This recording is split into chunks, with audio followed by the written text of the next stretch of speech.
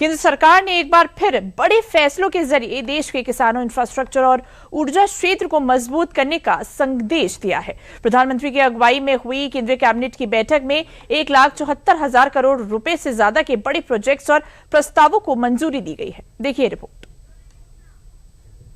माननीय प्रधानमंत्री श्री नरेंद्र मोदी जी ने कोविड हो चाहे वेस्ट एशिया में कॉन्फ्लिक्ट हो, किसानों के लिए, किसान भाइयों के लिए एक हमेशा एक तरीके से एक सेफ्टी शील्ड बन के खड़े हुए हैं, सेफ्टी शील्ड बन के खड़े हुए हैं और किसी भी तरह के फर्टिलाइजर में अप्स एंड डाउन्स जो भी आए, कभी उसका प्रभाव हमारे किसानों पे पड़ने नहीं दिया है।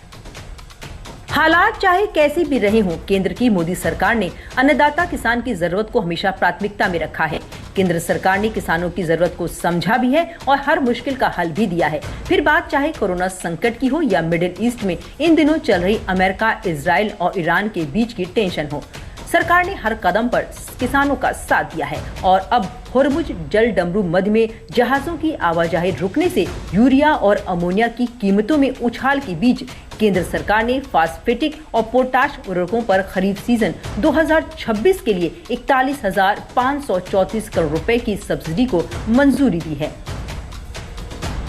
सबसे पहला खरीफ सीजन के लिए न्यूट्रिएंट बेस्ड सब्सिडी स्कीम में 41,534 करोड़ रुपीस का सब्सिडी का पैकेज। पीएम मोदी की अगुवाई में बुधवार को हुई कैबिनेट बैठक में जहां किसानों को राहत देने के लिए बड़े सब्सिडी पैकेज का ऐलान हुआ है, साथ ही देश के इंफ्रास्ट्रक्चर, ऊर्जा और कृषि से जुड़े कई बड़े फैसलों को मंजूर किया गया।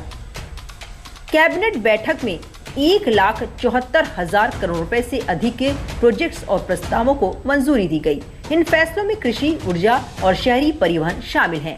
खरीफ 2026 के लिए 41,534 करोड़ की खाद सब्सिडी को मंजूरी मिली। सरकार ने HPCL राजस्थान रिफाइनरी प्रोजेक्ट के लिए 79,459 करोड़ की संशोधित लागत को मंजूरी दी। 13,038 करोड़ की लागत से राजस्थान की राजधानी जयपुर में मेट्रो विस्तार के लिए फेज 2 को मंजूरी। ऊर्जा सुरक्षा के लिए कैबिनेट ने 40,000 करोड़ रुपए के 2 बड़े हाइड्रो इलेक्ट्रिक प्रोजेक्ट को भी मंजूरी दी है। माना जा रहा है कि इन परियोजनाओं से न केवल बिजली उत्पादन बढ़ेगा, बल्कि ये रोजगार के नए द्वार भी खोलेगा। साथ ही ये परियोजनाएं पूर्वोत्तर भारत को ऊर्जा के क्षेत्र में आत्मनिर्भर बनाने की दिशा में एक बड़ा कदम साबित होंगी।